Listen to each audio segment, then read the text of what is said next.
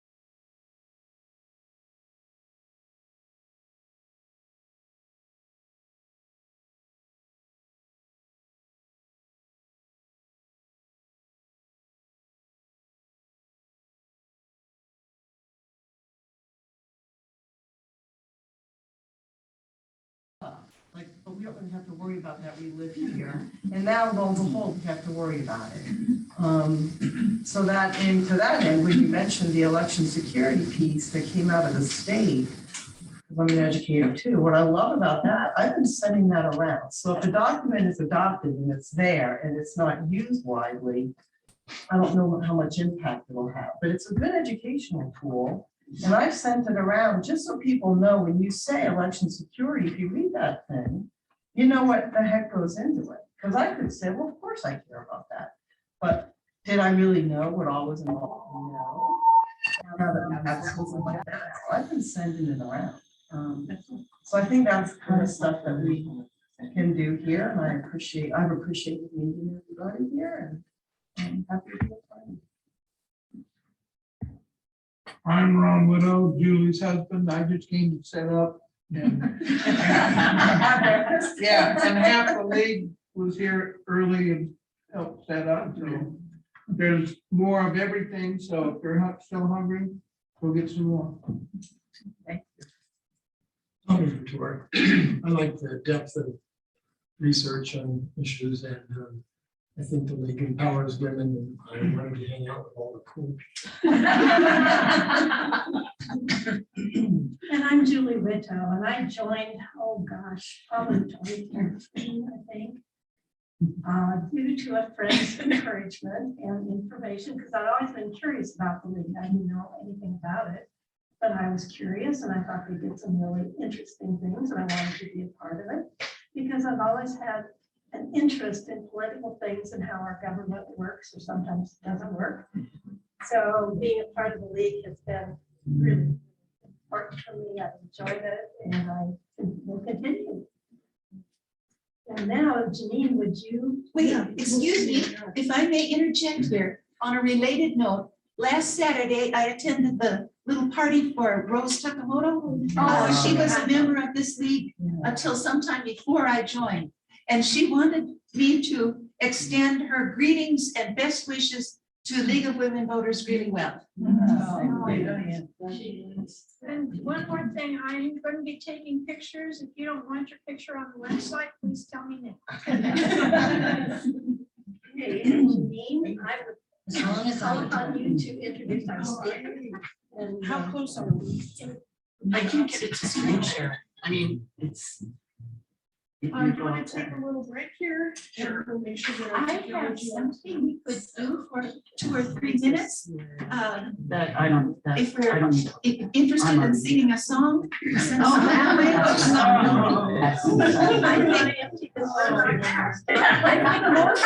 Most people know the tune. Yeah, I can read it, so,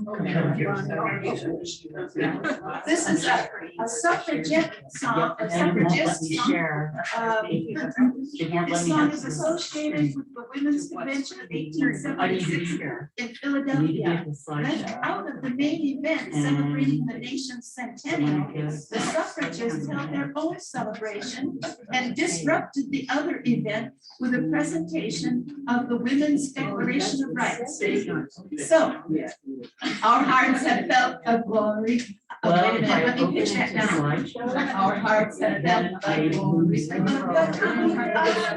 Yes, when all right and love and might shall make our land sublime. When mountain and hill and rock is filled with freedom's light will shine as truth comes marching on. Glory, glory, hallelujah. Glory, glory, hallelujah. Glory, glory, hallelujah. As truth comes marching on.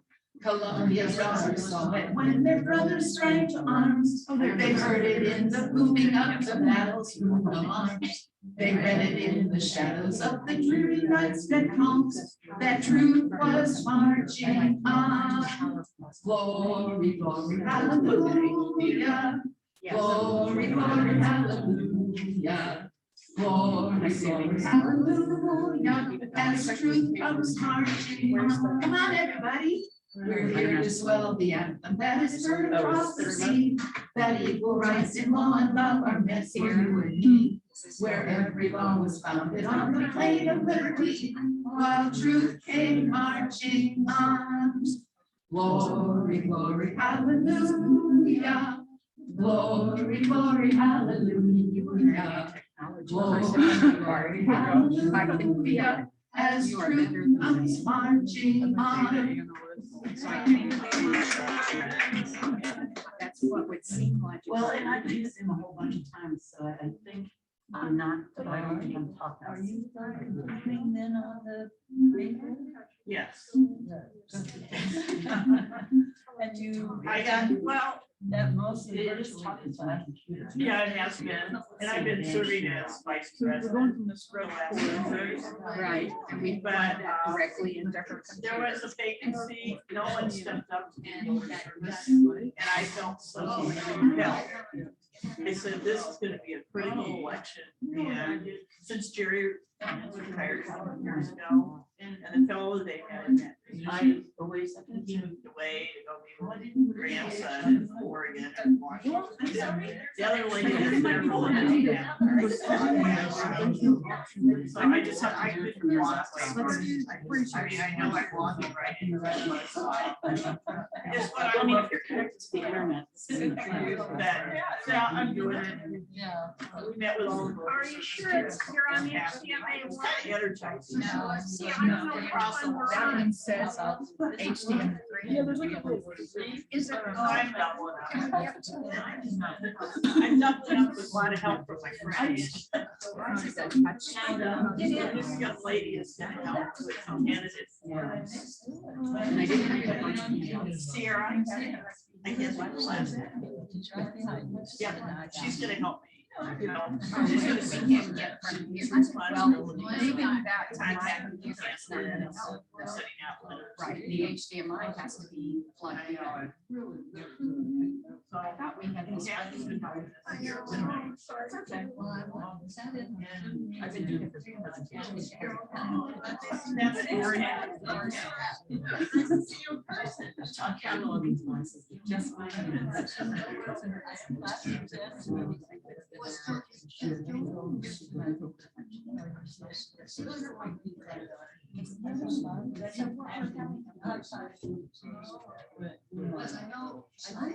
don't think sometimes the system is talking.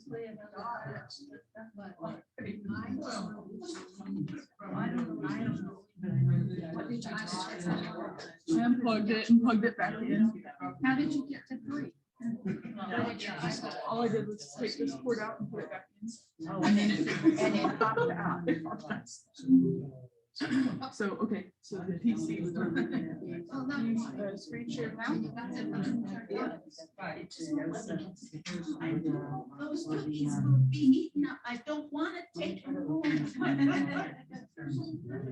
Well, I can't take credit for that. That's Eileen's doing. Actually, I asked them special to do that on the little cookies, because normally they only do it on the big cookies. And they were a little reluctant, but they made it happen. I had one down there. Yeah, that's one thing they've got is sugar. I froze them. And I figured, I never took the plastic off till they got here. So I hoped they would still be tasty. Figured with all that sugar, they weren't that sweet. Yeah, I've been. Oh, I do. Oh, I love it. Because it's been 10 years. since we used this system. I think it'll probably. I have a lot of people working on I know. I know that's gonna just take up the time, but it didn't take that much time. About a rousing tempo. I should have slowed down. That's exactly. Well, I was ready. So maybe. That would be Because nice. everybody is downstairs. Yeah, it's, we have not seen that. It's Do we need? it's really great seeing it. Yeah. Yeah, just check these, and I'm ready to screen share. And it says us. I don't think we had it. Is that the name? Source. You said yeah. I say yes. And it says you're on You this, said 5. but won't. And then I'm interested, we have 2 delegates. Yeah. Can you scroll The down? national convention is here. That's not what it is. I read your stuff. I haven't just tried to use it. I don't. My computer is not. Oh, no, I'm there. Yours won't work out. Mine will. Yeah, but I'm on a 10-year-old laptop, So that's. so what I'm saying is, Fun. But I don't. Yeah. I mean, I can use it, Zoom at We home. can try. Let's just give it a try. At least 2 or 3. Oh, see, because it's on your screen, Well, yeah, that's because I'm on Zoom. but maybe we can get your computer to talk to. Yeah, and I called him yesterday. I have- And now see if you can share. Hey, Yep. It's There we go. your computer. Yeah. I should have maybe come over here and. One, you did it. That's okay. I can present from over there. No, use your computer.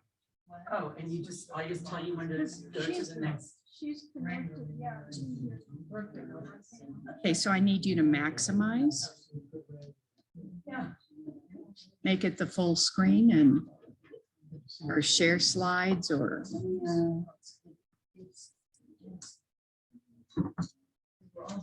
Somebody did.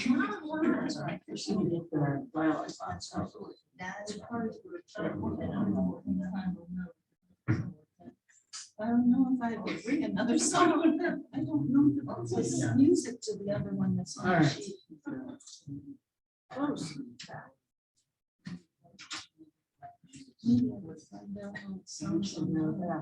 There we go.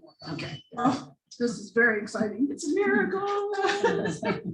We haven't been in this room as a group for a couple of years and we haven't had to do all this stuff. Hi, everyone. It's so good to see people in person. With the recent controversy over the High Plains Library District program policy changes, we have, as a group, a heightened interest in how in exploring how the current political climate on top of the pandemic responses have affected libraries across the state. Here, there have been more book challenges, challenges to program topics, changes in libraries' attitudes toward how to promote and distribute information during this time. So we invited a member of the Colorado Association of Libraries Intellectual Freedom Committee to come talk to us about these issues. The Cal Intellectual Freedom Committee's primary charges are to educate the Colorado library community about intellectual freedom principles through programs, lectures, publications, to support First Amendment rights with all the appropriate venues And in conjunction with the Legislative Committee of Cal, they support legislation and ballot initiatives that promote the principles of intellectual freedom. Dodie Ownes is co-chair. I've known her now for about 25 years. Oh, at believe least, it. yeah. We were both 18 when we met. I have really dark hair. She is the co-chair of Cal's Intellectual Freedom Committee. She has worked in a variety of roles since getting her master's from the University of Chicago in 1986. Everything from training on the earliest library automation systems to selling advertising with Library Journal, which is a professional publication, to producing webcasts. She has been with the Denver Public Library now for about 5 years as an adult service librarian. She's in the downtown central branch of DPL. So Dodie, we're delighted to have you here and take it away. Hello, everyone. Not some tech trauma, it's just not a good day. Yeah. I'm so happy to be here. I was just telling Janine, because of what's going on at HPLD, I've been to Greeley more in the last 5 months than I was in the previous 15 years. So, and every time I come here, people tells me in different exciting ways. So it's interesting. 2021, we saw challenges starting to ramp up. 2022, it's looking not as good. What we're going to talk about two things: trans library challenges and censorship challenges, packing your challenge emergency suitcase, and then we're going to do some questions. And the worst thing that can happen in a library is for you to be unprepared for when those challenges come in. So that's what part of the challenge suitcase is about. Let's talk about some trends. All you have to do is open up the newspaper every day to read an article about what's being challenged in libraries and schools. Adams 12 just had 2 books challenged. They were able to overturn it because they had a solid policy. But what really started to happen at the end of 2021 is a very kind of grassroots, very organized group of people that wanted to challenge books in school libraries predominantly. It was started by Matt Krause. He's a representative in Texas, a state representative in Texas. And he gathered a list of 850 titles that he felt should be banned, removed from every school library. And one library, District Katy ISD, which is one of the largest school districts in Texas, actually closed for 3 days to allow their librarians to go through the school library collections and make sure that none of these books are on the shelf. The problem with this list of books is it very much pulled everything that was associated with LGBTQIA+. And that included sex education books. It included books questioning sexuality. It included books that included a gay character or even off-screen, something going on that's in the LGBTQ arena. Race and racism were the reason for 8.3% of the books to be pulled. Sex education just by itself was 14.1, and miscellaneous, it could be anything from a biography on a famous baseball player that later went astray, or it could be a book that shows rear ends in it. There's a great series of children's books called My Butt. Those books were going to be pulled. And anybody that's ever been around kids knows that if you want to break the ice with a kid, you just say the word butt. And they're like, okay, I'm your friend now. So the other problem with these 850 titles is that some of them should have never been on the shelf in the first place because they would have been weeded by being too old or not being used. So clearly these challenges are tied in with critical race theory as well. So a lot of people believe that one of Krause's underlying plans was to go after critical race theory by removing books that actually exposed discussions of race. Challenges are going up, 7% in 2017, 15% in 2018, 22% in 2019. We don't have all the numbers from 2020 and 2021 yet. We do know that the numbers are probably down because we were all closed. So people weren't challenging books because the libraries weren't open due to the pandemic. Whose voices are being censored. A large part of this is LGBTQ. They just changed the G and the L, and I stumble over it every time. Pride displays were being challenged. Story times are being challenged. Drag queen story times are very popular all over the country. Those were being challenged. Parents were bringing up things like, if I bring my child to a drag queen story time, they're going to want to grow up to be a drag queen, to which many people answered, well, I guess that's better than wanting to be a hungry caterpillar when you grow up, because every child has read Hungry Caterpillar, but they don't all want to be caterpillars when they grow up.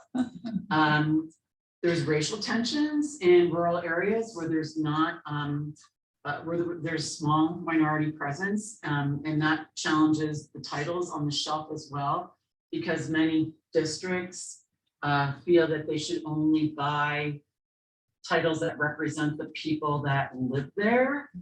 So if you're living in a place that only has 5% minority population, your library might say, we only need to have 5% of our collection representative of that.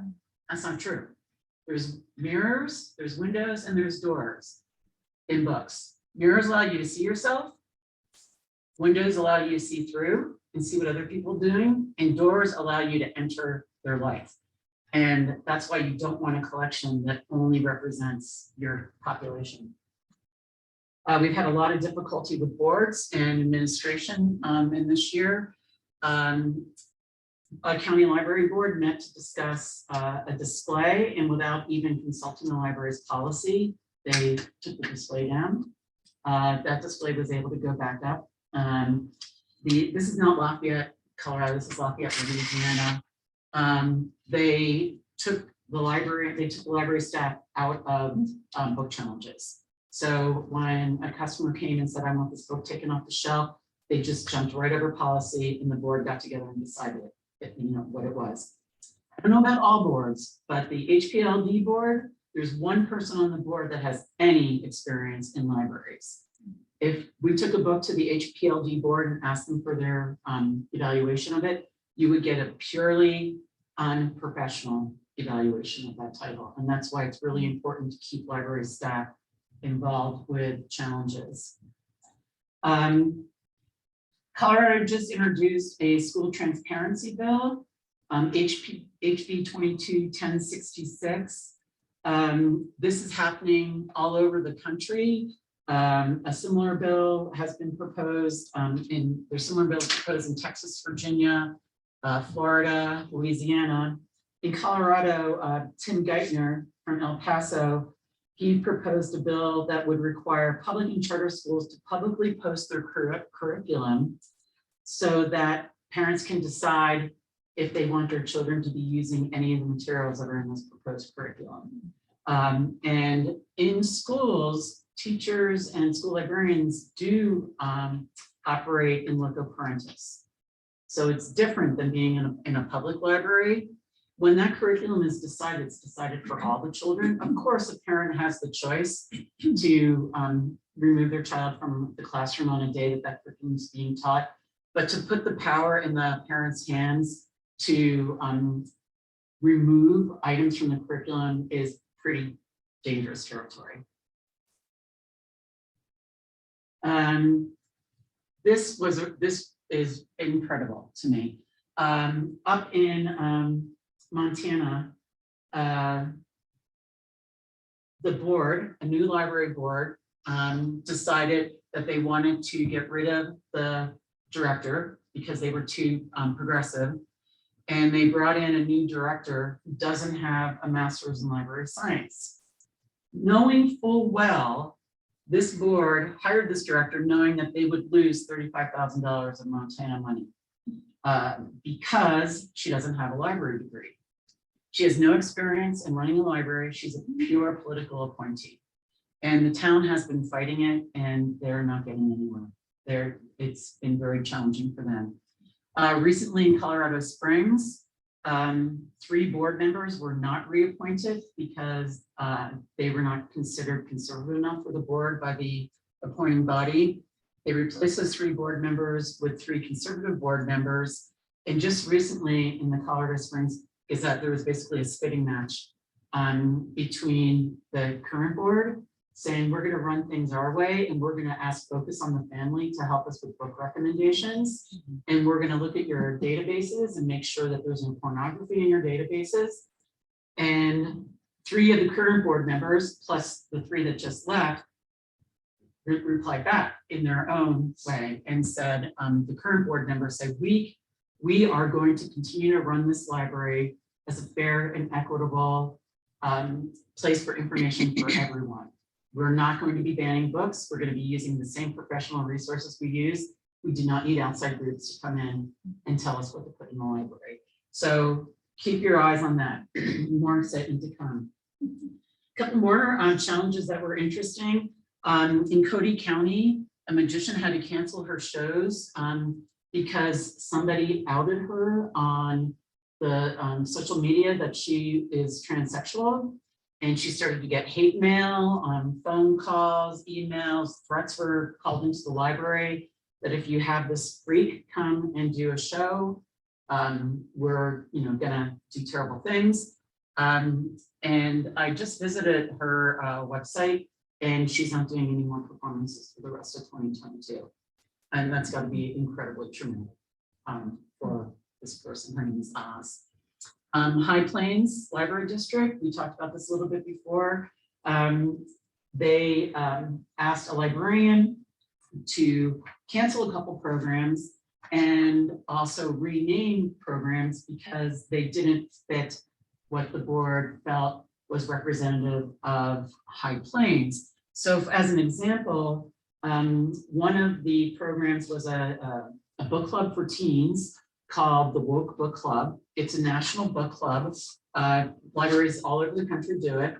And the librarian was told to change the name from woke because woke had too many negative connotations. Another program that she was asked to cancel was, I believe it was called Rainbow Reading. And it was just open, it was for middle school kids. And it was just open to everybody, and rainbow implied something that the board didn't like. So it came down through policy to change the name. The Colorado Association of Libraries has an intellectual freedom committee. I'm the co-chair of it. I'm not here speaking on their behalf today into the recording. An employee from High Plains came to Cal IFC and asked for assistance on this. We went to board meetings. We put pressure on High Plains Library District Board. They did submit their program policy to the American Library Association Office of Intellectual Freedom, who consulted with them on it and gave it back with recommendation. And they have not changed the policy yet because this is what they have told the board and people that have queried the board on this. They haven't adjusted the policy yet because the employee that was let go, which we believe was due to retaliation, is in the middle of a legal proceeding. So High Plains is like, we're not going to do anything until we get the legal proceeding taken care of. Brookie Parks is the librarian's name. She just applied for a job at Denver Public Library and hope she gets it. Because we like troublemakers at Denver Public Library. There is some good news. Most people do not believe we should be censoring books. Should books ever be banned for criticizing US history? No, 83% say no. I would be curious to know if those 83%, if you dug further with them, if you said, do you think we should go back and correct history textbooks to show the history that actually happened? I think we would have a whole nother conversation there. Political ideas you disagree with. I just recently ran into an issue at Denver Public Library where a customer asked for a book to be purchased several times and we didn't. And I ended up being the person most recently that he asked to see if he could get help getting this book. And I pushed on it, and one of the reasons that we didn't have the book is it was a very, very conservative political title. And I just kept pushing, and we got the book. It's, you can't only have in your library what you agree with. Like that's just, that's not what our policy says, and that's not what policy should be. Depicting slavery, discussing race, you know, pretty obviously, most of the American public really wants the truth to be out there. All right, what do libraries need to make sure they're ready for their next challenge emergency? I took a little crap for that slide actually, because it was right when the fires were happening, and somebody's like, oh, that's gonna really trigger some people. I'm like, oh, okay. Colorado Association of Libraries does have an intellectual freedom statement. We subscribe in full to the principles set forth in the American Library Association's Library Bill of Rights and interpretations of the Library Bill of Rights and the Freedom to Read statement. So these Freedom to Read and the Library Bill of Rights are sort of our Bibles for intellectual freedom and First Amendment issues. Every library should have a intellectual freedom checklist. And if the word written, it looks like a broken record up there, it's because it's so necessary. It has to be down in content somewhere. It has to be accessible to the public, it has to be accessible to staff, and it has to be accessible to the community. Not only people that come to the library should be able to get access to this. It should be on your website. If you do an annual report, it should be in the annual report every year. But you need to have a mission statement. You need to have policies on material collection or material acquisition.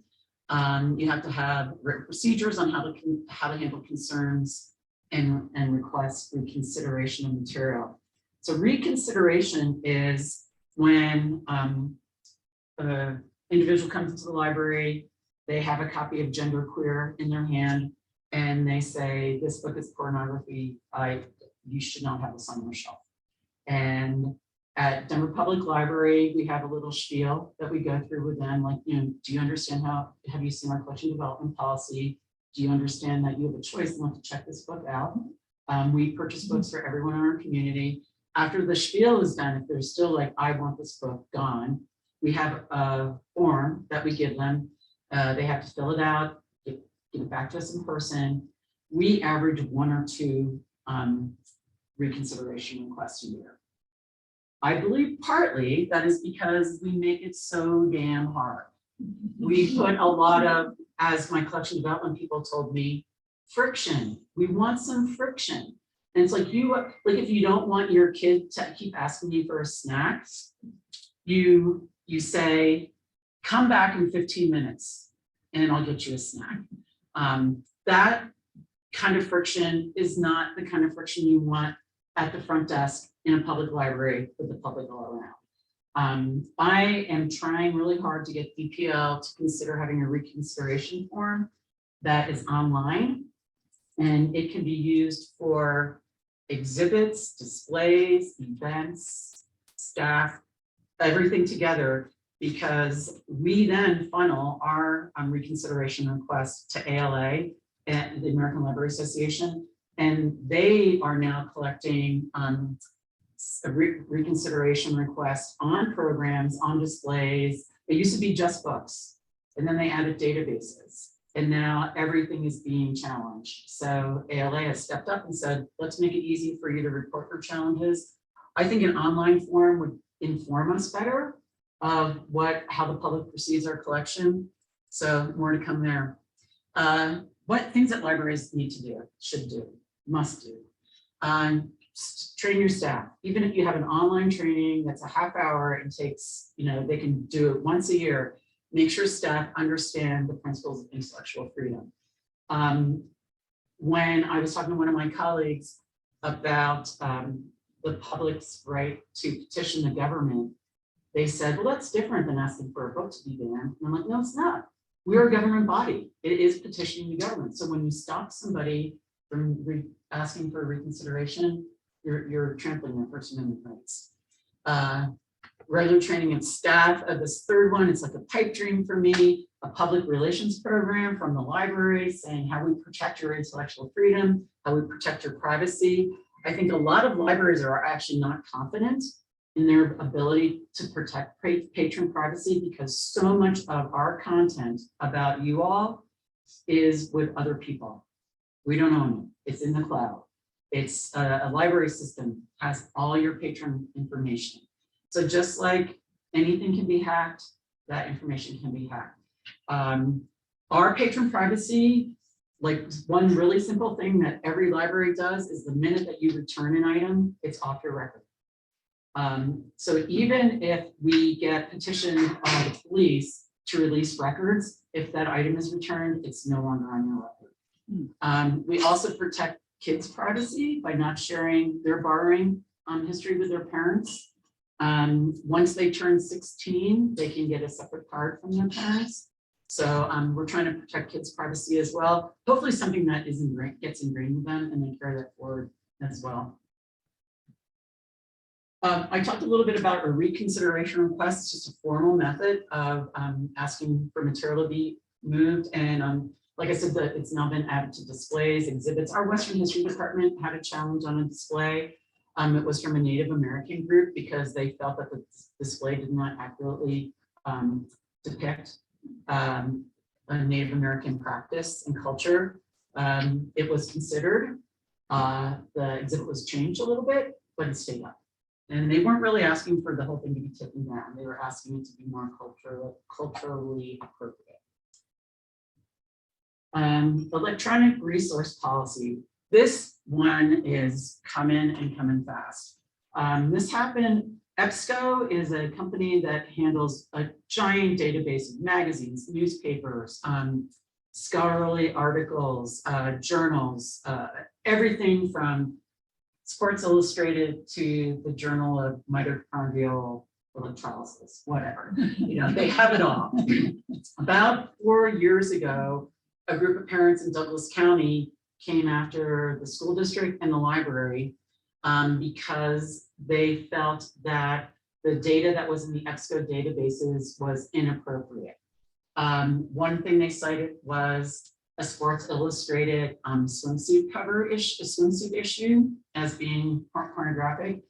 In the Wall Street Journal, there were ads for penile extension things, and people were like, our children are exposed to this. And these are the same people that when they want to shut their kid up, they hand them their phone and let them, you know, scroll around on their phone. So the italics here are mine. So providing connections to global information, services, and networks is not the same as selecting and purchasing materials for a library collection. Some information accessed digitally may not meet a library selection or collection development policy. It is therefore left to each user to determine what is appropriate. You can decide what's appropriate for you, but you can't decide what's appropriate for me. I can decide what's appropriate for my children, but I cannot decide what's appropriate for your children. So keep your eyes and ears open on these challenges to electronic databases in schools and in libraries. All right. I would like to say that these are the good guys, but sometimes they can be the bad guys. Library board roles and responsibilities. Typically, the library board is established for setting the mission and the vision for the library and overseeing policy, not writing policy, but overseeing policy. And the board, it should be just that, a sounding board. Their most important, one of the most important roles for a library board is to be a steward for really the finances of that library, buildings, staff, HR, that kind of thing. When a board starts getting their fingers into policy, it can be very, very tricky. The Board of Trustees is charged with creating the best library experience possible for its demographic, its community. And they should have a knowledge of the climate of the community in certain subcultures. The HPLD board is all white and all Caucasian. I mean, and all non-Latin. Okay, Weld County is up to about 38% Hispanic now. HPLD has 2 story times a month in Spanish. No other programming in Spanish. So from the outside, it doesn't look to me like HPLD is serving the needs of their entire community. And that's what boards are charged to do. Boards are charged, they should be looking under rocks. What we have seniors, we have a growing senior population. What are we doing for seniors? Maybe we should do a home delivery program. That they should be reaching out that way, looking to serve, not protecting, not siloing. Board policy and guidance, there's tons of information out there for board policy and guidance. Some of the things that are really important to look out for is terms on the board. If you have 7-year terms and somebody can be reappointed 3 times, you could have somebody on your board for 20 some years. The terms at HPLD, I think, are 4 years. So they could, in 3 reappointments. But those reappointments are at the pleasure of the chair. So if the chair decides to give you a 4th reappointment, the chair can give you a 4th reappointment. So keep an eye on those policies. I would love to have somebody from this group on the HPLD library board.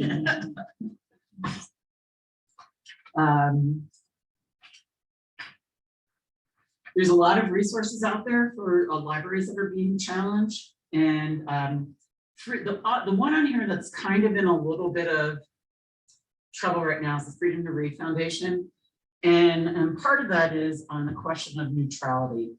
In libraries, there's 2 perceptions of neutrality. There's neutrality in that if you have, and this topic seems to be like the breaking point for a lot of people.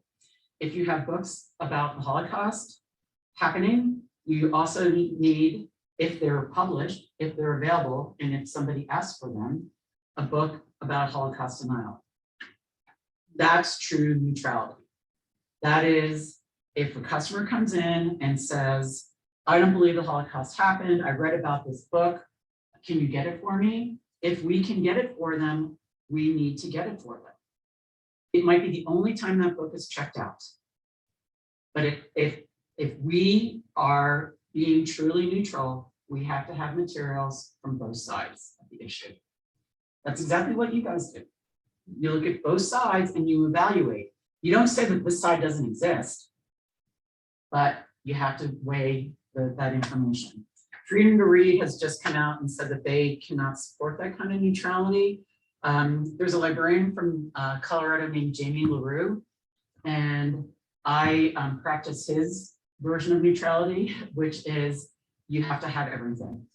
I mean, you don't have to buy it if somebody hasn't asked for it, but if they ask for it, you need to find a way to provide it to them. Now that we at DPL, we have a 100-page free printing policy, we could probably print the book for the person that asked for it. We could probably do right on the spot, and they can give it to them. And it wouldn't even have to become part of the library collection.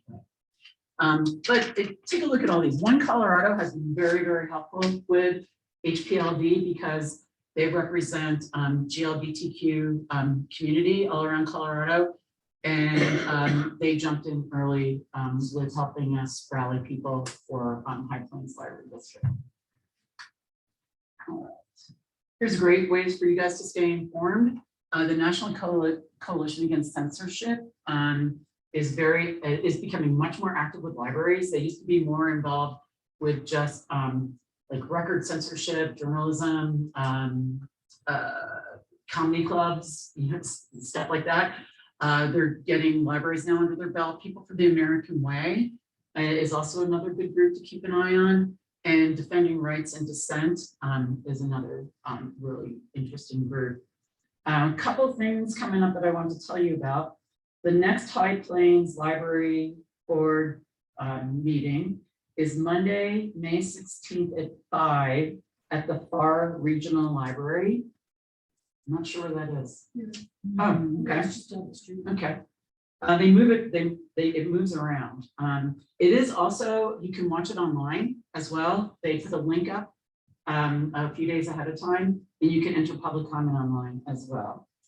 And then another event that I wanted to let you know about is, this is very short notice, but on Tuesday, May 3rd at 7 o'clock, Chris Finan, who is the Executive Director of National Coalition Against Censorship, is speaking at Regis University about free speech and democracy.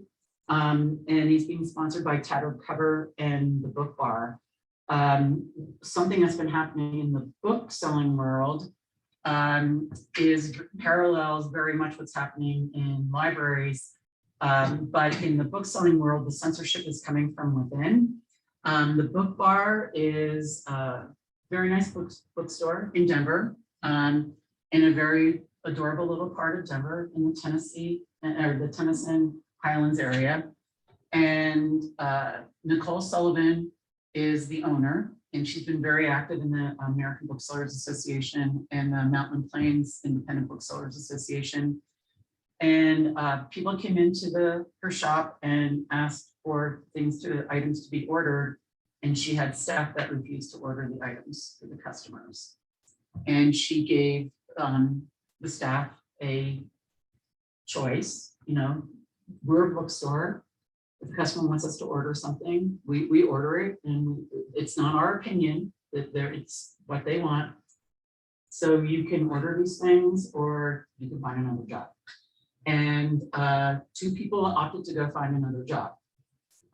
Then Book Bar took a lot of heat from the American Booksellers Association, saying you can't make people order things for customers. And she said, yes, I can. And she very publicly in the book selling world withdrew from the American Booksellers Association. And she said, this association doesn't represent what bookstores are about. So that in a long way is how we ended up getting Chris Finan to come speak at Regis.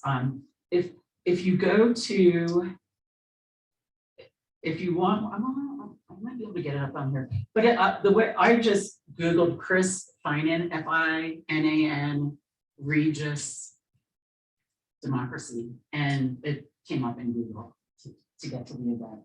And then I think that's it. That is it. Yes. So thank you for everything you do to protect democracy and intellectual freedom in your community. I really appreciate it. I wonder if you think that more recently written and published US history books are more accurate than the ones from when we were in K-12? Probably not. And one of the reasons is it depends on where you are in the country and your school districts. Texas kind of runs the textbook business. They're the largest purchaser of textbooks in the K-12 arena. And they hold a lot of sway over the educational publishing business. More teachers, though, thanks to the cloud, more teachers and educators, though, now are not using traditional textbooks. They're teaching more from collections of articles, individual chapters. So they're modifying the way that they teach so that they're not bound to the particular history of a textbook. And it's not just history, it's happening in math and English, in all the subjects. There's a sense that there's a controlled vocabulary trying to be enforced on K-12 learning. Yeah. Does Texas have a statewide curriculum? Yes, it does. Why isn't, and California still does too, don't they? Yeah. So is California pretty close to Texas in terms of? They are pretty close, but California has more charter schools. So that cuts into their dollars a little bit, but California, the reason to have a single curriculum is mostly money. It saves money if everybody's teaching the same thing. You can buy the textbooks in bulk, that kind of thing. What a statewide curriculum doesn't take into account is how different Santa Monica is from Eureka, how different Austin is from Dallas. So, and teachers, teachers are quitting in huge numbers. They just don't want to have to deal with the district pushing on, telling them how to teach. Could you tell us a little more about the American Bookselling Association? Yeah, they are a group of, oh boy, I don't even know how many. They represent pretty much all the major booksellers that you would think of, like Barnes and Noble. Oh, who's left? Actually, there's Barnes and Noble and independent bookstores. Amazon is not part of the American Booksellers Association. They really formed around marketing. Like one of the biggest things that they do for their members is do marketing for independent bookstores and buy books. They do a bestseller list. They're based in New York. One of the people that's going to be at the panel Tuesday night at Regis is the former president of the American Booksellers Association. His name is Warren Tyker. And as soon as he heard what was happening with the book bar, he's like, we need to get the word out here because independent bookstores in particular it's taken 10 years and they're finally making a resurgence. And to now have those become not trusted places for people to go purchase books is a little upsetting. One thing that kind of ticked off this whole thing with the American Booksellers Association is that they have a service that they do called the White Box, and publishers pay to have their book, their advanced copy of a book, included in this White Box. So like I'm getting books right now from the publishers that won't be published until August or September or October. So this White Box is intended to go to the booksellers, to the bookstores. The staff read the books that are in there and decide if they like them, if they're going to hand sell them, they're going to carry them in the store, how many they're going to order. And there was a book in the December or January White Box that was anti-homosexual. And many bookstores were appalled that this had made it into the White Box. Booksellers reported having PTSD when they opened the box and they saw this book in it. And it caused a huge kerfuffle in the book selling world. The American Booksellers Association, which does say it is a First Amendment supporting and non-censorship body, non-censoring body, immediately put out this very huge apology saying that they never should have put the book in there. They'll make sure it never happens again. They'll make sure that it doesn't, that they'll be more careful about what books they include in the White Box. This got First Amendment people really riled up because it's, you should be able to include whatever you want in these mailings, basically. If that publisher paid the same amount that other publishers paid to have their in that box, the American Booksellers got their ABA got caught with their pants down because they didn't have a policy. Their policy was whoever pays us to put a book in the box, the book goes in the box.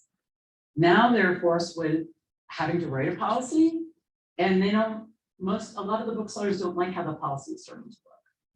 It's starting to look exclusive. So, more on that. You pay quite a bit to be a member of the American Booksellers Association. So, if a large number of independent stores start dropping out of the American Booksellers Association, it's going to send some ripples. So, and yeah. You mentioned that educators are leaving the profession in droves. My concern or question has to do with authors of, say, textbooks. I have a friend who wrote a textbook. She had to write at least 3 different versions, one for Texas, one for California, one for the rest of the United States. And actually, I think there might have been 4. And it extended her contract for over a year in writing. And when they came back and asked for edition 2, she refused. And I'm wondering if you have any information about writing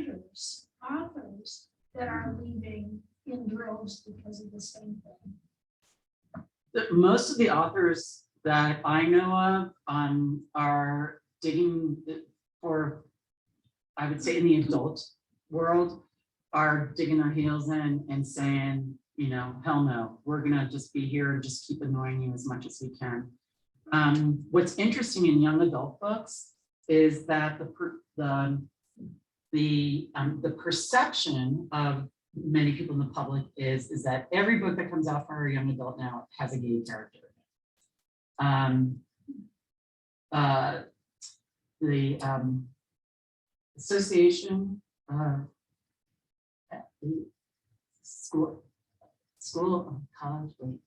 it's the School Library Association, American AASL is what they're called. We have vegetable soup, or alphabet soup in the library profession. AASL, the American Association of School Librarians, they recently did a survey looking at young adult books from about 7 years ago to this year, and what percentage of them featured gay characters, and the percentage has barely moved. It's still around like maybe 20%. Are they better characters? More fleshed out, fuller characters? I would bet. Because gay characters used to get thrown into young adult books as a token.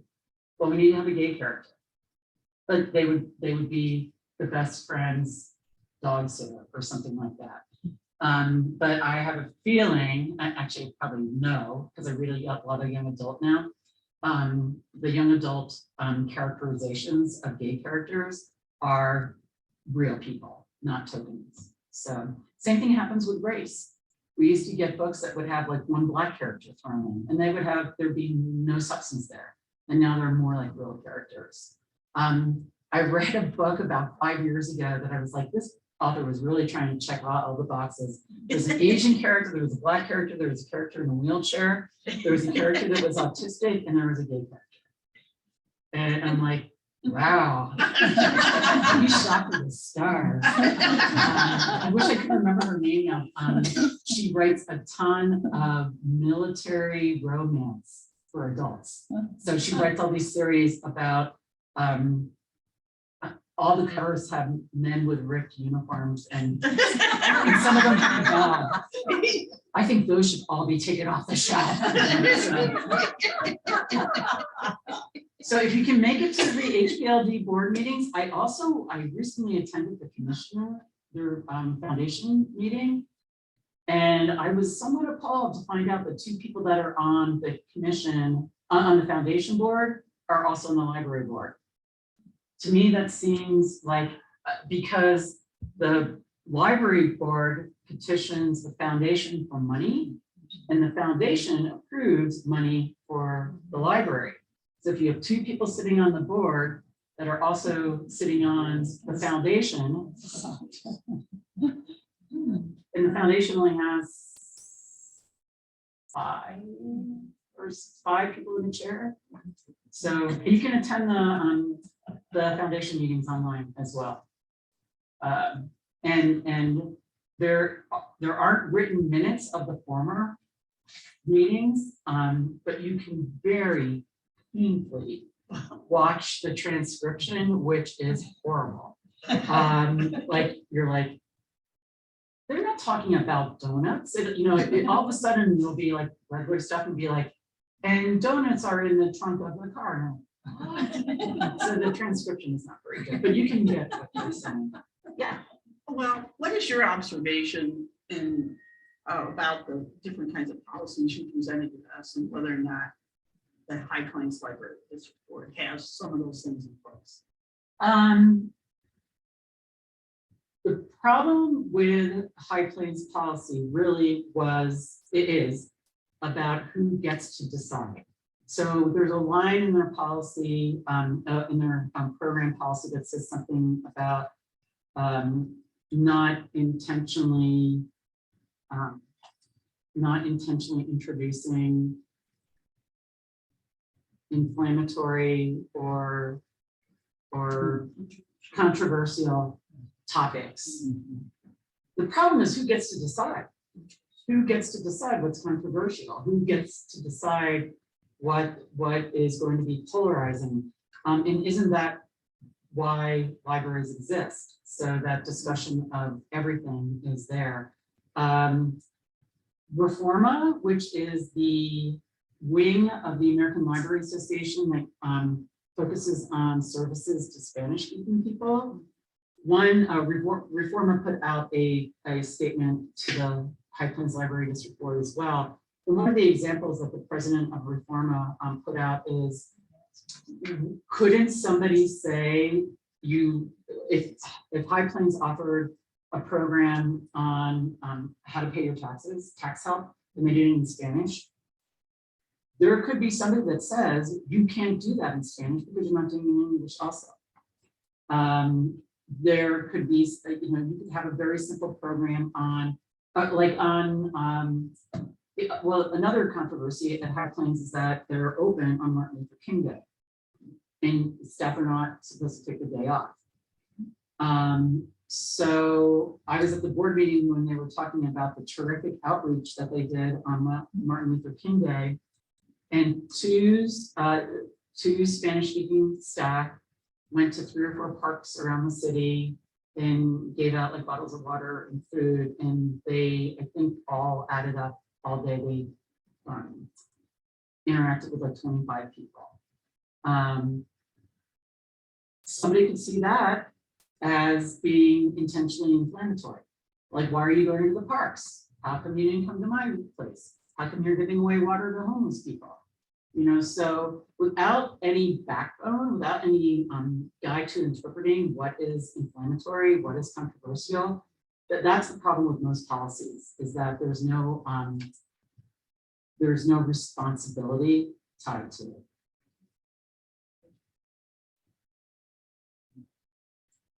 You speak a lot about the High Plains Library. Are you living in this district? No, it's just because of my affiliation with the Intellectual Freedom Committee, I've been involved with what's going on at High Plains, just because it's, when people start getting fired because they don't share the same views as the administration, that gets pretty close. I don't want anyone losing their jobs because they're trying to protect First Amendment rights and intellectual freedom. So that's how I got involved. We do have a couple people, we have several people on our committee that do live here. One of them is a former High Plains Library District staff member who now works at UNC. She's been very involved. She's been going to board meetings as well. So for me, the reason I'm interested in High Plains is just because it's been such a big controversy there. And you think it is at the state level? We just got a state librarian. I think we'll start seeing more action at the state level now, because we have been without a state librarian for about 1.5 years. And interestingly enough, the first name is Nicole. I can't remember her last name. New one? Yeah, same as the old one. No. She was, I can't remember her last name. She came back. Yeah. She came back. Yeah. Her name, Nicole Davis. Yeah. She was the state librarian for about 2.5 years. And she got, I think, lured to South Carolina to head a fairly large library district out there, to be the director out there. And we had 1.5 years, almost 2 year search for a state librarian. And when the finals came out, it's her coming back. And she was really great for the state. So I'm hoping now that we have a state librarian sitting over there that we'll get more involvement. To be really honest about the Colorado Association of Libraries, they are afraid of getting sued. They're a small association. Douglas County threatened to sue them last year because we gave an award to anonymous librarians from Douglas County for trying to fight a library card policy that would require kids under 15 to, they could only check out things from the children's area. And it was an optional card, but the fact that it was pushed through by a board member was really distasteful, and 5 or 6 librarians went to a board meeting and challenged the board on this J15 card. And several of them got pulled into offices and told that behavior better stop. And a couple of them quit. But we gave them a reward, and then Douglas County got really upset with us, with Cal, and threatened to sue. So with High Plains, one reason why I have to be very careful about saying I'm not here as a Cal IFC member is that one of you might leave and go like, I hear Cal IFC is da da da da da. And so, but you can just say Dodie. There's very few of us in the state. So, yeah. Any other questions? No. Thank you. Thank you. I can send you this PowerPoint too. It's recorded. Oh, it's recorded. Okay, well, I was, well, yeah, because I like to slide out resources on what you need in just in case. Yeah. I can send that to Janine. And she can send it, and because that'll have the links in it then too. Excellent. Thank you. Thank you very much. It's very informative. Thank And you so helpful. much, Dodie. Very, very important. I want to go be on a library board now. I wish I had time to go on the library board.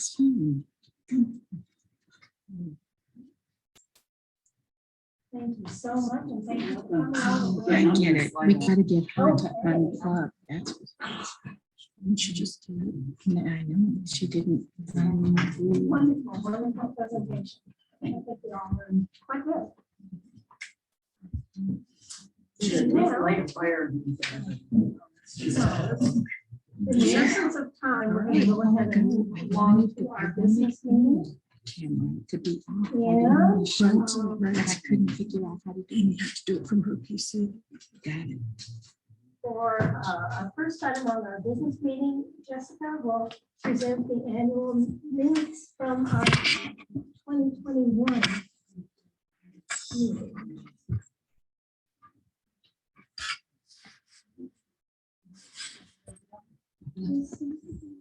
No. I don't think so. I think that all of you, many of you did get that.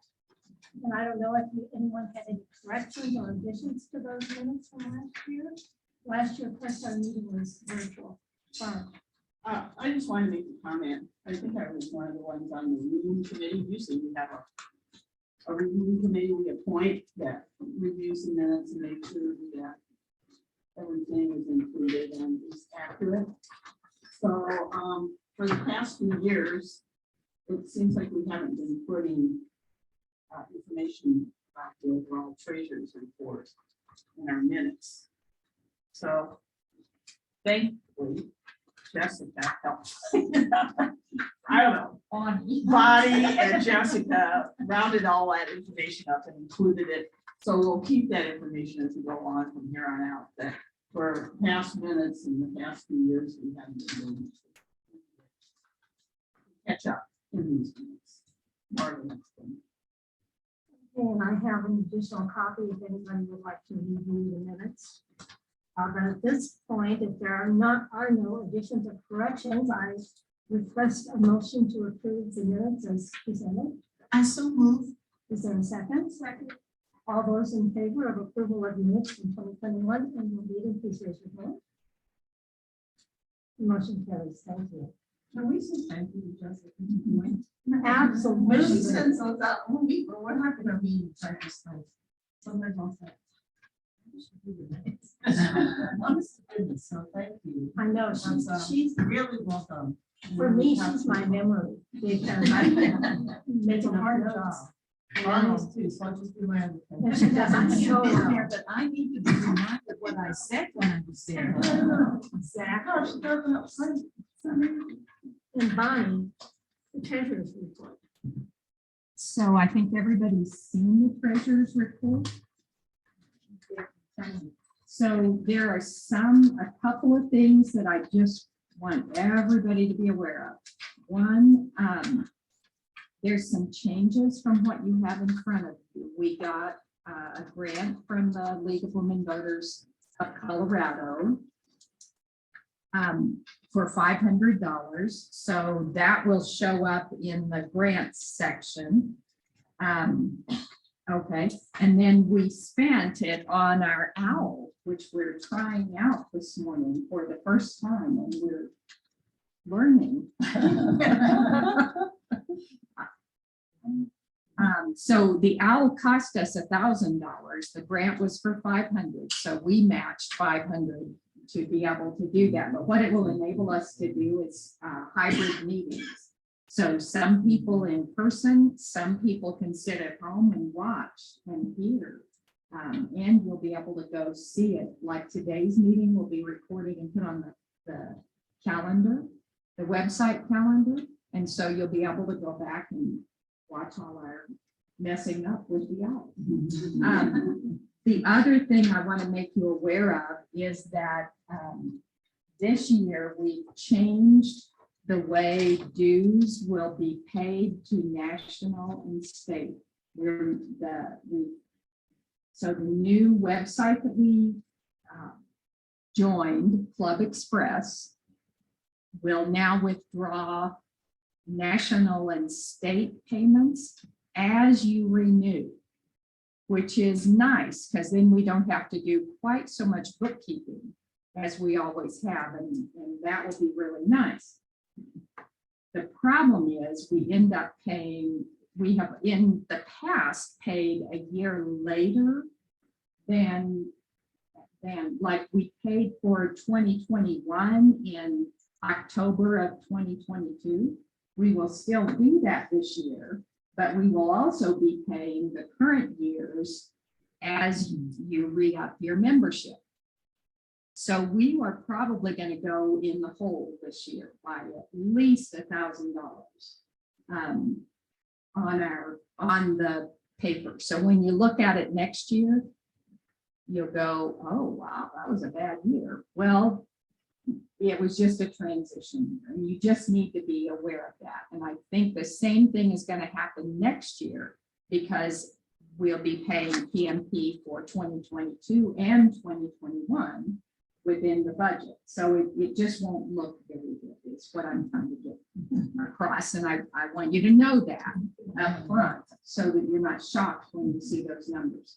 The other thing I would tell you is that we have a budget, not a budget, a financial audit committee that meets every year and looks over the books. That was Tommy and Ruthie and Julie last July. And so I have a written letter, that an affidavit that they said, we looked at all the financial stuff and looks good. So if there are any questions, I would be glad to answer them. You don't have to make one up to make me. Okay, does everybody have a chance to look at the proposed budget? So, and just to clarify, so instead of saying 300, so the grant was for 500, not 300. But that will be on the current year, so that'll be on the column prior. I approximated next year a grant up for 300. I wish I had put 500 in there because it would help us feel a little bit better. And Can you make that change? I can, And another possible change would be to add money for helping people go to convention next year, because it will not just likely be in person. And I'm talking about both Colorado's, Colorado, as well as national. The national is this year. And that doesn't refer to. Well, they have convention every year. They have like council. So out here. So this year there is convention in the national. So in 2023, would there possibly be cost for members of our league to attend some? I think so, yes. And I will just say personally, I'm planning to attend the national convention, which as an individual for this year. That is in Denver. It's in June. So where would that fall? Under leadership development. So for next year, we think we should up the amount, particularly to enable people from the state. Convention in the meeting in person. So currently there's $120 in there for state annual meeting next year. This, this is next, this year. Where? They're what next year's category? budget. So leadership development. Well, I'll just have to say too, in looking at this, we no longer have League Day. It's Making Democracy Work. They renamed it. Those So are not- there's really 3 state events. In September, it was League Day when we all went and talked about things related to elections. And so they changed the name of that to Making Democracy Work Day about 4 or 5 years ago. Then they have legislative conference. This is all about the things that happen in the spring related to the legislature and advocacy and action. And then there's an annual state meeting. So those are the 3 state meetings. So you need to help me rename those. Okay. Currently, I have $30 for 2 people for Making Democracy Work Day.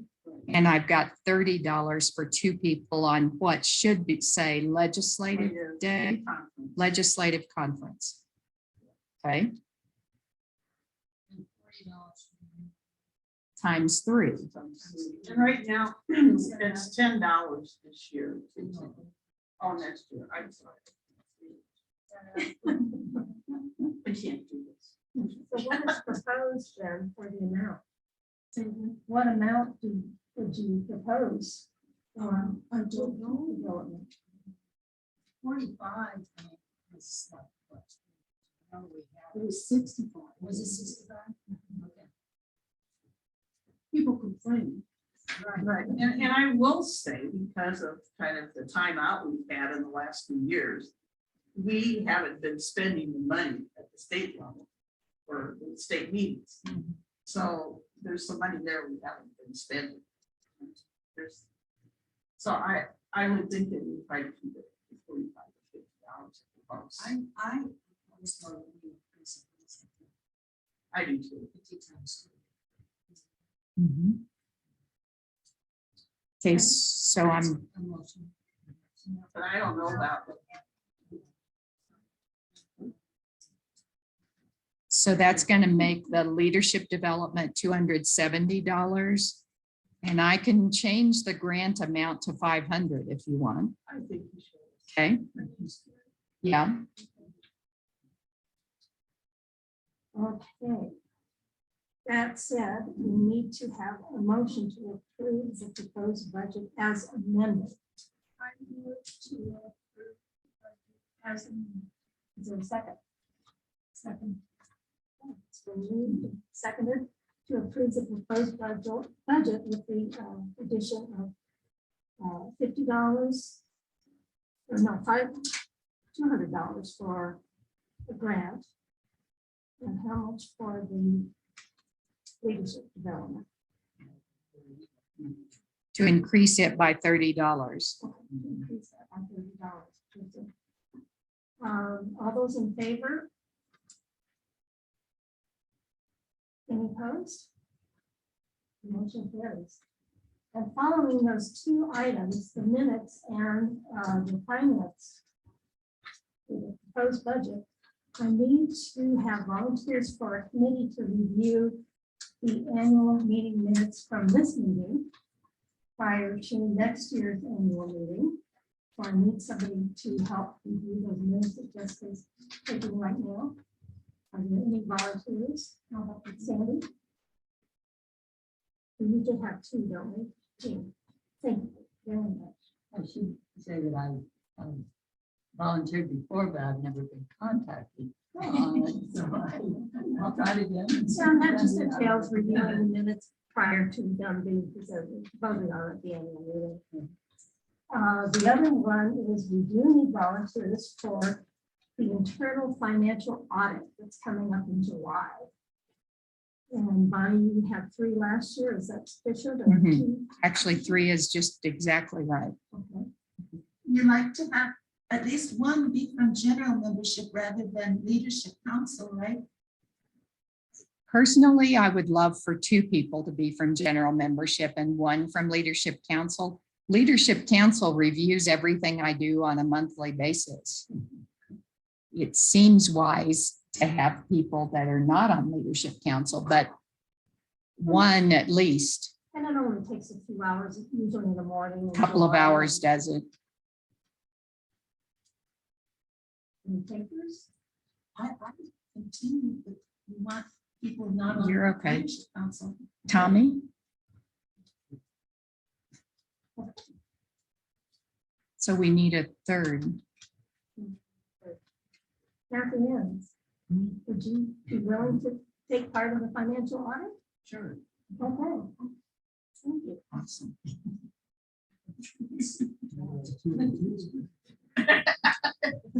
Get your calculator out. Yeah, it doesn't take long at all. It's just because Bonnie does such an excellent job. There's really nothing to worry about. And Bonnie, report, can you give us a report on our finance drive? Sure. So on the finance report, you can see for this year, make sure you're in the year-to-date 21-22. We spent $683.55 on the finance drive.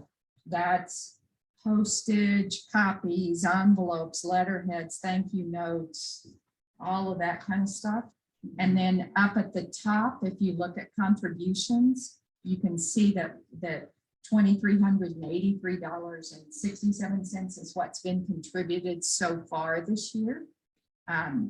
That's always a little bit fluid. Holly and I had a nice discussion about the cost of finance drive versus what the finance drive nets. And her point was, she made a nice point. And it was that a lot of what we do on the finance drive mailing kind of thing is way more than just asking for contributions. It's asking you, we get a lot of membership renewal through that. We get a lot of advertisement to people that says, make sure you check us out for, here's our website, all that kind of thing. So it made me feel better about the percentage that we spend on the mailing as opposed to what comes in. I went, yeah, you're right. There's more to it. Thank you. Thank you very much. It is involved with, gosh, everybody knows how expensive postage is these days and how slow it is. But thanks, Bonnie. We'll try and do a better job next year. We'll be more on track with the timing. And the last year it was postponed until August. We're going to do it a little bit earlier this year in July to get the ball rolling on the finance side.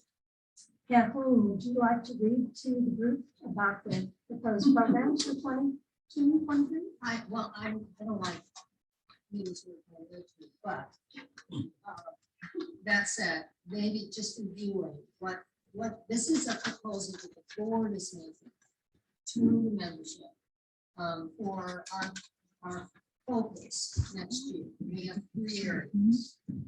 And the first one is to participate in and really look at the redistricting process that will be going up for Weld County commissioners.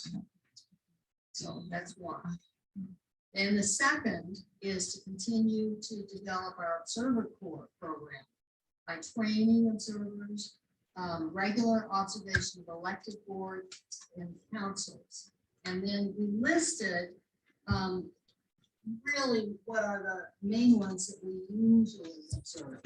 The school district 6, Greeley City Council, Weld County Commissioners, and High Plains Library District Board meetings. But there could be other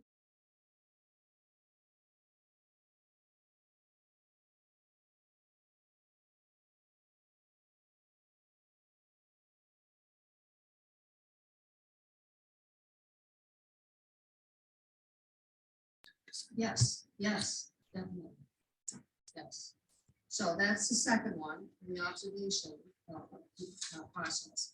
And then the third is to incorporate our diversity, equity, and inclusion goals into partnerships with appropriate organizations for voter registration, voter information, and ballot issue presentations and information.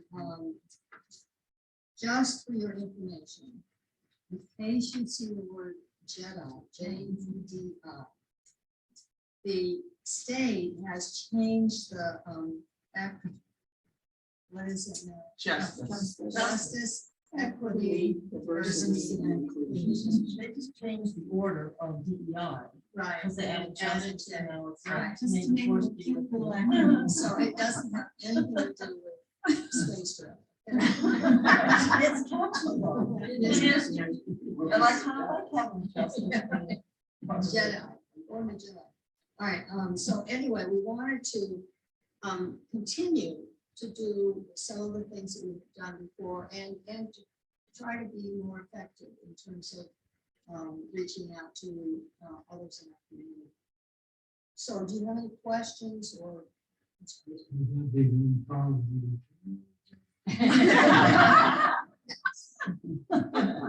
I go all kinds of directions. I just have a comment. This whole piece of the redistricting process with the Weld County Commission is gonna be a big one. And I don't know, I think I must have been asleep at the switch. But at our last meeting with Charlie Pappas and they're explaining what they do. How they determine the different districts, that we're in, districts 1, 2, 3, and so forth, purely by population. Just dividing up the population. We do not use the same guidelines that were used in our redistricting process at the state and national level. There is a state law in place that said that home rule counties should follow those same guidelines, which means they're looking at the proportions of Republicans and Democrats and this whole diversity piece and making sure things are equal between all the districts.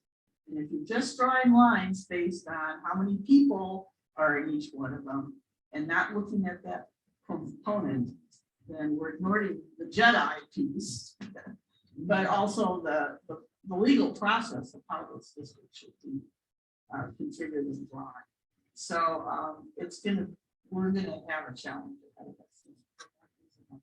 So we need to be asking questions. Yes, we need to be observing, asking questions, we need to be prepared.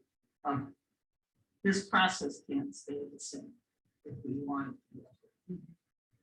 Well, I intend to call assessor, treasurer, or even to the clerk, because I was hearing, besides hearing the dog, Yeah. we heard a lot about that. But I also really said that they use for the mail out and letting people know how the number of districts have changed and what they're in on our community.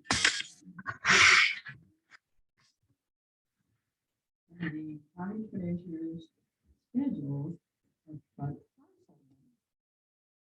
think you should be asking, does that go over to the property owners? Notifications, because parcel owners is going to pay the real estate tax. So look at all the owners who are renters and who tenants and are they not getting any notification of these changes? I didn't get it done. I was from the other thing, but I don't know if it- but I just wondered if anyone else had it heard of them that. She like more money and that's like cooperative and all, but it came down to we're notifying these people and we're using personal numbers and I got out our real estate and it's the parcel numbers have to do with identifying properties and places.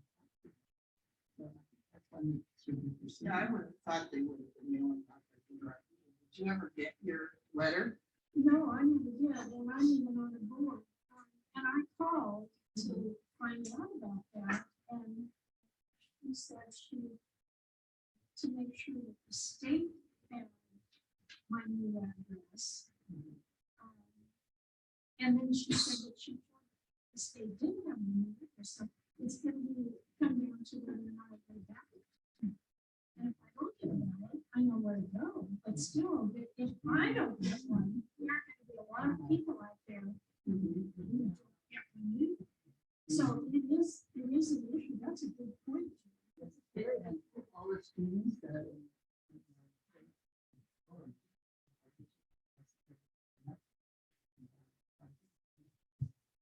Well, county, we'll check that out.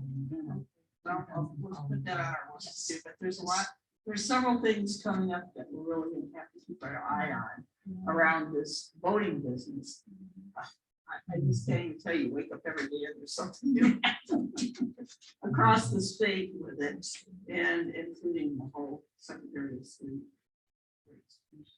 But anyway, that's, I think. Okay, is there a motion to adopt the proposed local programs? I so listen. Okay, this is second. All those in favor of adoption of the proposed local programs, please raise your hand. Motion carries. Thank you. Okay, next is the biggie, one of the biggies, but our nominating committees worked very hard to come up with proposed members, elected officers to be elected. Right now, there are 3 officers up for election. Jessica has agreed to be secretary again, Robert Phelps, treasurer, and I'm stepping down as chair. And then the other job responsibilities are to be approved, and we have a few vacancies there. We have an unfilled position for member meeting coordinator, an unfilled position for voter registration coordinator, an unfilled position for ballot issues presentations coordinator, unfilled technology coordinator, and unfilled Facebook coordinator. But, Jean, are you willing to fill in for the Facebook coordinator at this point? Unhappily. Unhappily, I agree. But we get a lot of kids on Facebook. So for the benefit of the group. Okay. And there's a name spelled, I think. Yes. Yes, there's a misspelling in here. I apologize for Yes, that. and I apologize too. I knew. How should it be spelled? 2 R's. It's my But I want to thank Sierra for volunteering to do the ballot issue. Candidate forum, and she was at the winter candidate forum, so she got to see one in action, which went very smoothly. So. Let's hope that. Just do that. Thank And should that name be on our list? you. She's under candidate forum. It says Sarah. Oh, Sierra. There's one other. Just change this. Until- Thank you.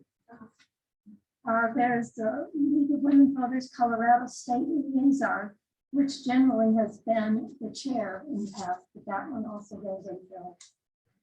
So at this point, I'm going to ask if there are any nominations from the floor for those open positions. Well, and I will nominate myself for the lead. So Oh, okay. that is, it's not once a month. Oh, every 2 months. Yeah, yes. And they have 2 times. There's one usually 5:30. I think it's usually like the second week of each month. They're having one 5:30 on Thursday and 10:30 in the morning. And it's a good way to find out what's going on across the state.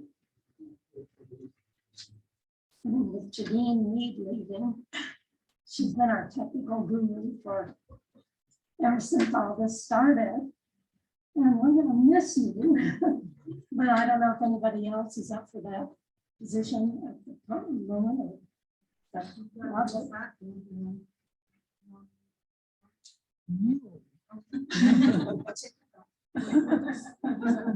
No nominations? I know it's, yeah, you consider that too, is it too much? What does it mean?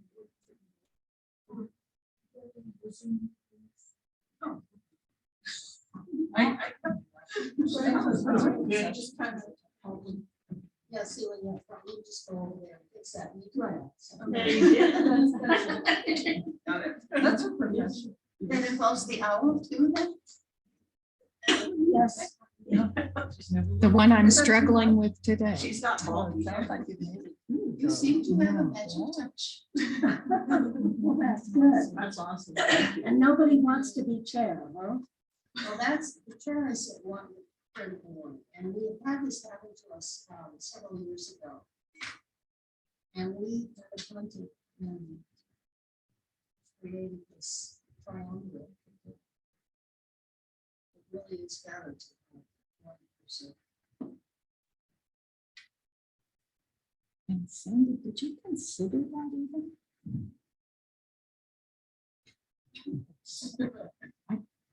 Well, Kathleen just said something. I would.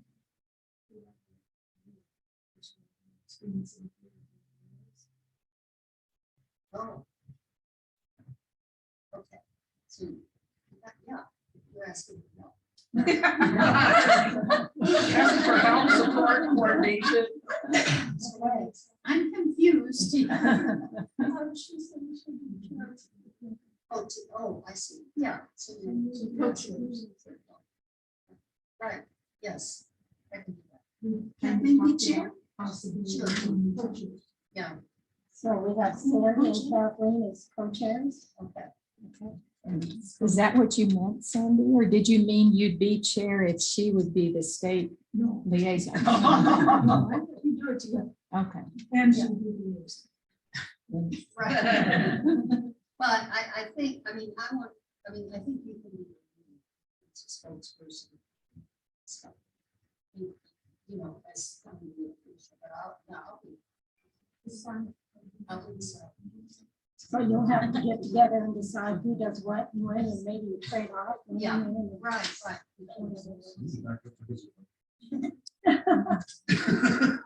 What for Kevin then? Well, we did it with 3 people before, so. Liz, Hazel, And Kathleen. yes, I wasn't involved, but I do appreciate rotating leadership that we do to Rotating, yeah, that is. Okay, now, there are 3 positions that we need to vote on. And that's Sandy Magnuson and Kathleen Milligan as co-chairs, Jessica Hope as secretary, and Bonnie Clark as treasurer. Let's see. I'll vote. That's Oh, not an no, she's election. just the top 3 are voted. Oh, I got you. Then we'll go for the approval. We'll do the vote first. And then the approval. All those in favor of that slate of officers, please raise your hand. Any opposed? The motion carries, and thank you so much for stepping up.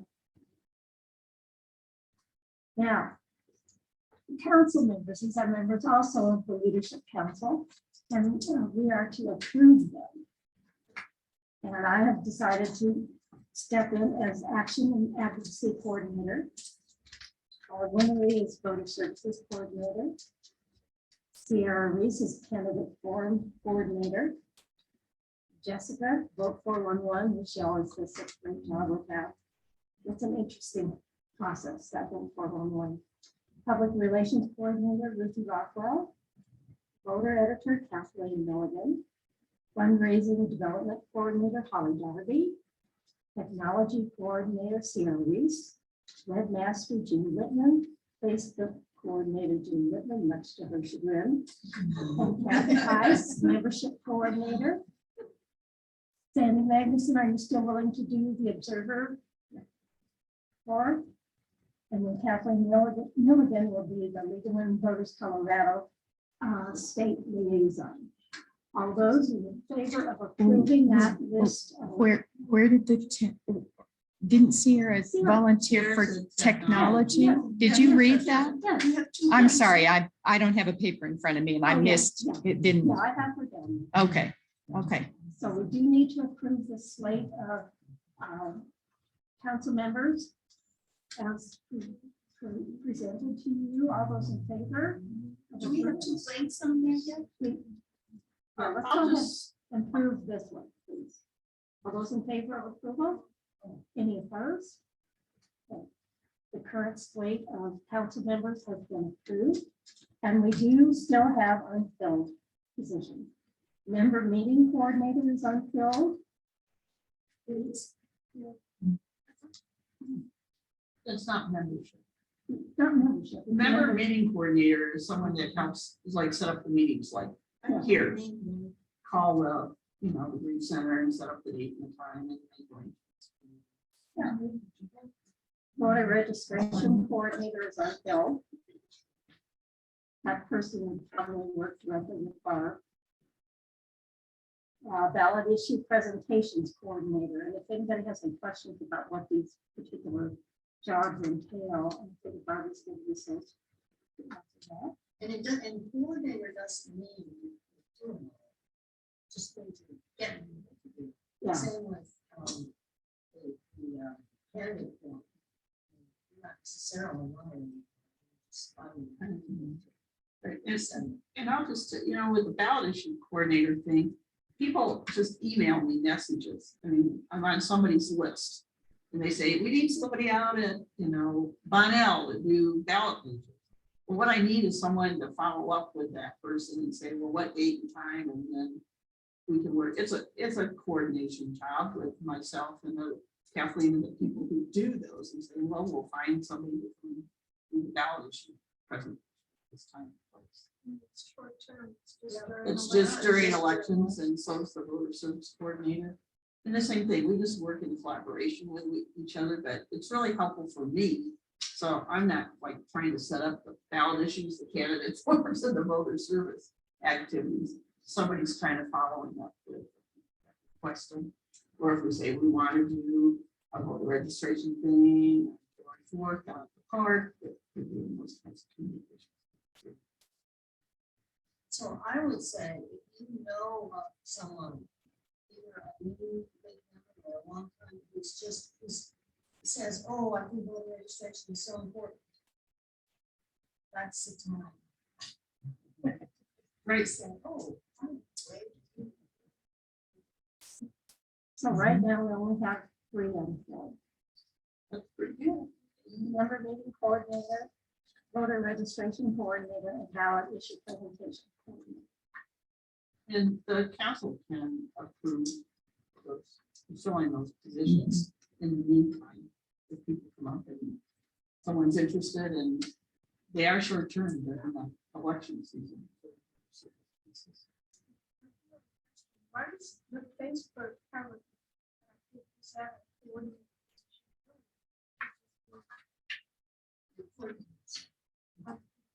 I don't know, we have a very elaborate job description. Now we better go check that. Yeah, which I would like to bring up. I'm not sure that should be a quote. I'm not sure either. We're coordinating the things that go on Facebook. Oh, right. I have no idea. What do you say? Facebook master? I don't know. Facilitator. Well, it just says webmaster for the webpage. Facebook, period. No, Yeah. Facebook. Facebook is a poster. Administration. Do you have administrative privileges on Facebook? I do. I'm the one who originally set it up. Okay, so Facebook you're the Facebook administrator. We just have a new title now. administrator. Is that better? Is there anybody that wants that job? I do not do Facebook. That's not true. Facebook at all. I'm not nuts about it. Okay, moving along, we've approved the council, district council positions as on through those and nominated others. We need to gather some folks to be on the nominating committee for next year. Next year's annual meeting, prior to that. And they usually meet starting in about February, don't they, Kathleen? Yeah. Yeah. February.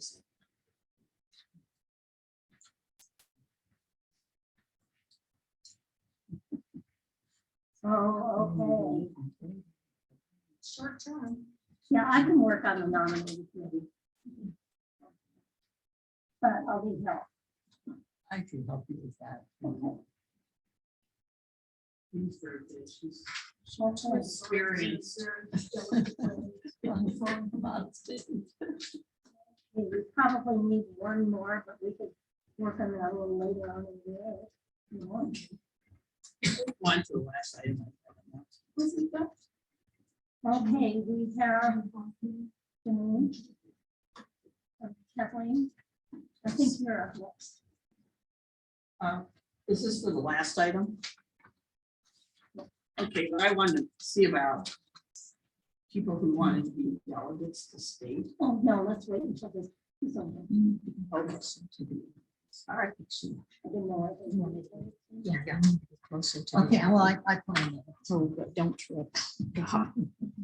Okay, as we mentioned, we are gonna lose like one of the backbones if we leave. And she's going to stay in the state, so I'm sure we'll see her, but we just wanted to say thank you and recognize you, Janine, for all the things that she's done. It's just gonna be terrible. It's gonna be really sad. Yeah. I know, that's why we're in the Greece. That's right. And so she's laughing. So. We want to say thank you. Very good. Wanted to give you something to remember us by, but don't kill it. Oh, it's beautiful. It's been such a pleasure knowing all of you. That's been the best part of this whole experience. Yeah. And you're going to where the area where I was born, so. Oh, yeah. And I will be joining the voters in the Valley. Oh, you won't be a member at large. No. So it's a combination of Delta Montrose and Urate counties, and it's kind of new. And Bart has already gotten involved in the articles of incorporation with bylaws. Yeah, I know, yeah, she's already involved. There's no escape, but it's such a pleasure. And a little bit of a contribution. But we also have something for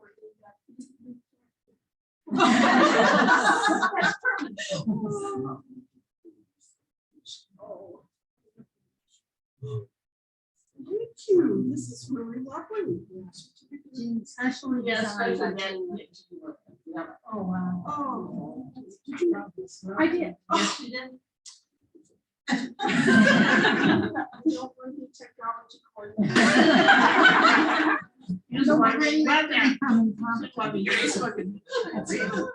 But we also have.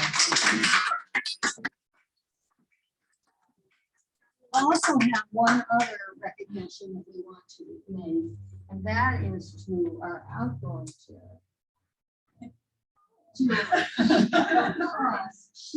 She has done this job for 2 years and she just needs a rest. She'll be back, and she's gonna continue to do action and advocacy, so that's good. So we're not losing her. Like other people.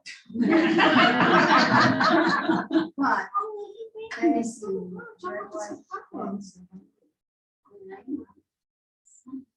I figured as long as I was doing Thank you so much. And thank you. We just Thank gave you. them the gavel today.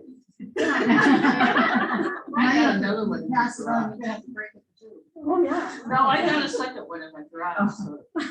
Oh, thank you so much. That's wonderful. Yeah, thank you for all of that. It's been a difficult year because mainly because of the museum Yeah, she did a lot of work on That's- that yeah. museum. Right. Yeah. Yeah. Oh, fun. Well, thank you.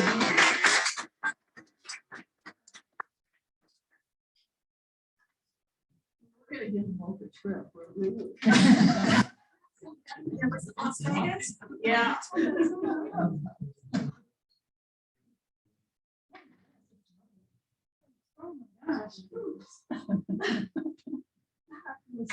Such a surprise. I had no idea. I hope he's really nice.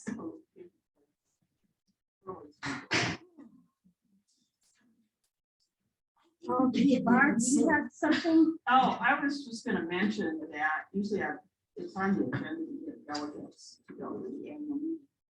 And if there's people who are interested in going to the state annual meeting that want support, now's the time to sign up if you want to be a delegate. Yeah, And it's- dates on that, Barb? yeah, it's May 20th and May 21st, I think. And it's all virtual. We have 5 delegates, those are the people that can vote. And if we fill that contingent, then there's always observers where you can go and just watch. You don't vote, but you can get an idea of what, is going on and be involved in the process. And understand more about what's happening at the state and national.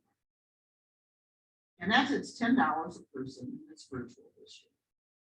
So, and then the other thing I was going to mention is the National League is in Denver, June 23rd to the 26th.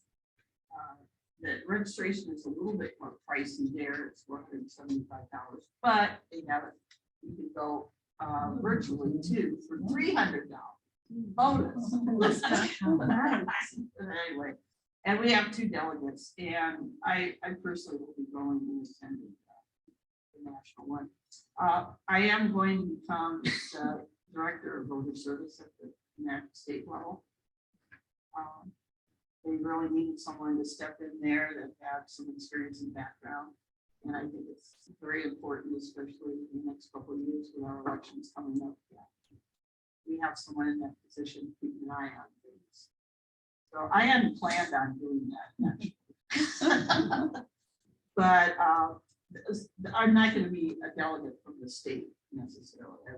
I'd like to be a delegate here from Greeley-Weld.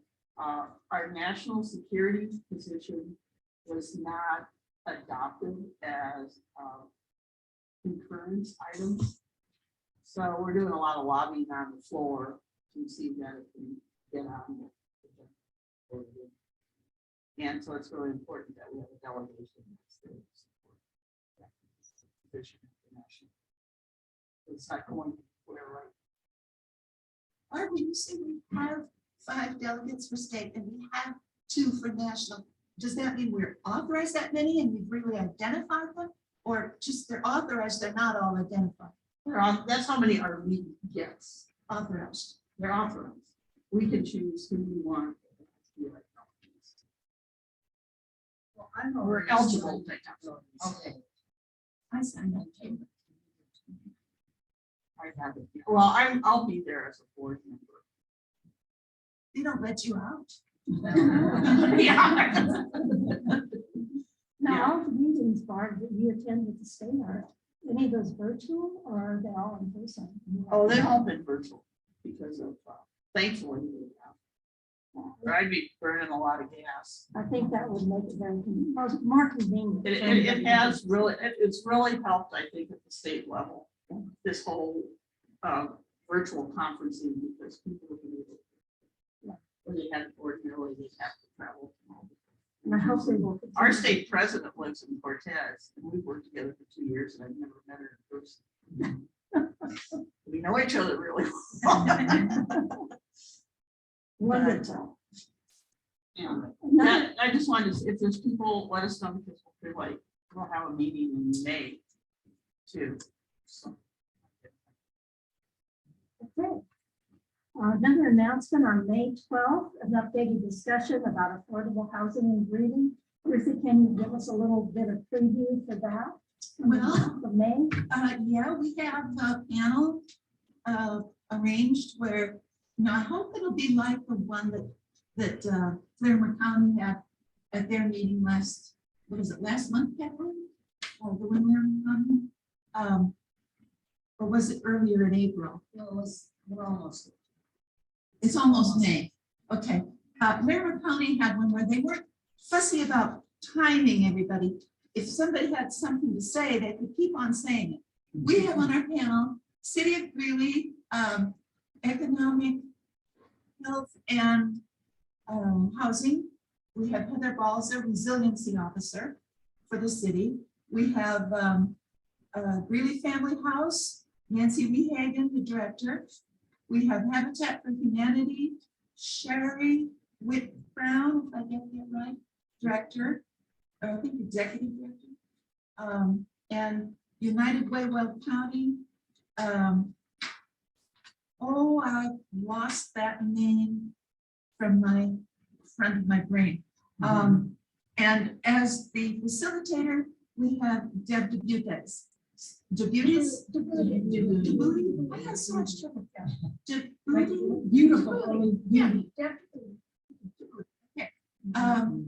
And Sandy and I are meeting this afternoon at 2 p.m. at Centennial Library in a study room to transform general topics into questions. But I'm hoping that we'll draw some from the audience that will just keep the discussion lively. There was a lot of information at the Loveland meeting, and I think there will be for this one too. Originally, I had HUD on there, and I had Weld. What was the name of that group? Trust. Thank you. And then talking to the panel members that I had over and over and emailing, it seemed like I had apples and oranges there. And I didn't want to get hung up on rules and quotas and requirements that can just get so frustrating. I wanted to deal more with what's everybody doing and what's working and what's not working and how can we get involved and help? How can we improve the situation?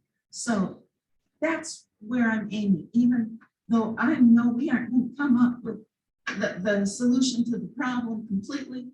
We're going to talk about it and we're going to let people know there's a lot of people working on it. So it's been in the Greeley Tribune already. I expect it to appear in the Herald Voice next Thursday. I thought it might be in this week, but no, I guess they had so much prom stuff that we and I'll put it in things to do online calendar for the Greeley Tribune. And it's on the league website. I've sent it to KUNC. I don't know what they'll do, but I encourage you to. And this is one that you need to register for, is that correct? Yes, there's a bit.ly website to, those are nice and swift. I like those bit.lys. It's free, but you gotta register at the bit.ly. And you can do that, find that one. Well, it's in the Greeley Tribune. I get the Greeley Tribune digital online, so it's real easy for me to get that link. But other people, a bit.ly is not a long bunch of characters. Yeah. June, I think, yeah. And that's something. Is there a website? And you can also get there from the League of Women Voters events calendar going to the 12th of May. You can register that way too. We were having problems. We've had some issues with that. I'm working with customer service. Oh, I won't suggest that then. But You I'll get it work sent out to you. work with them about that.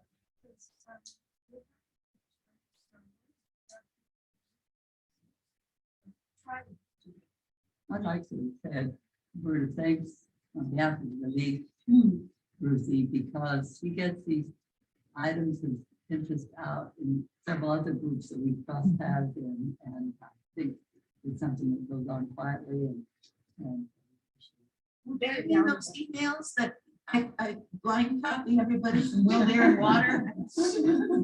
the other thing that keeps showing up in my email. And then it gets to Sierra Club that way too. Yeah, that's true. Are you gonna send that out in an email? Yes.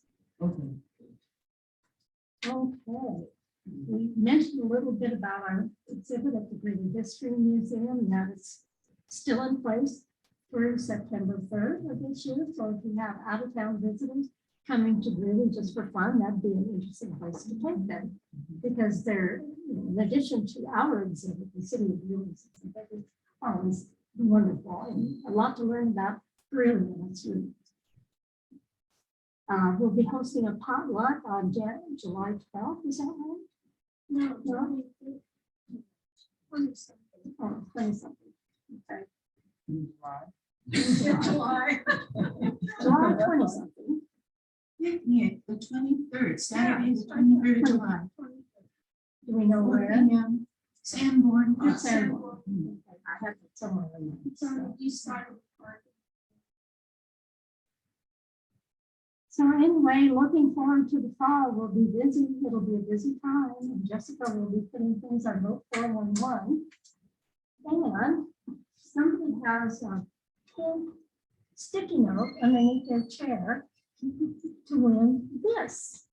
Everybody look under your chair. Tommy's. It just fell out from underneath his chair. Good timing.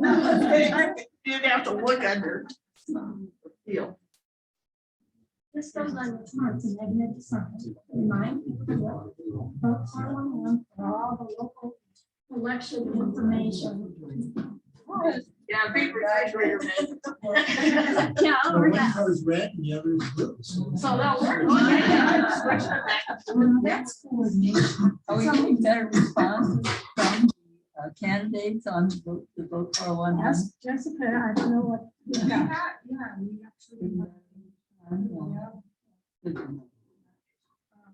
Last election, it was more kind of the outline communities where you get as much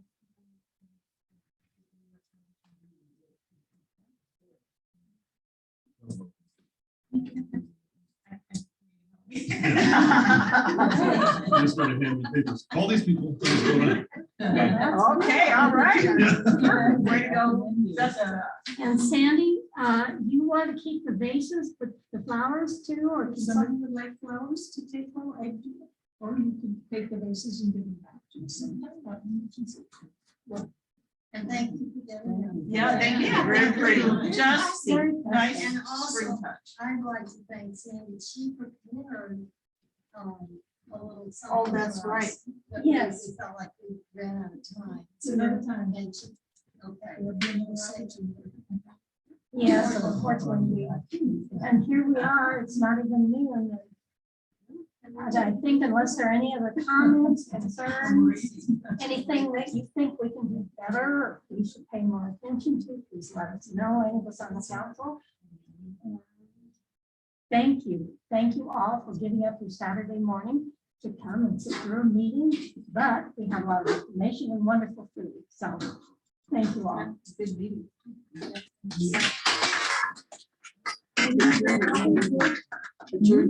Meeting is adjourned. Thank you. Down. That's it.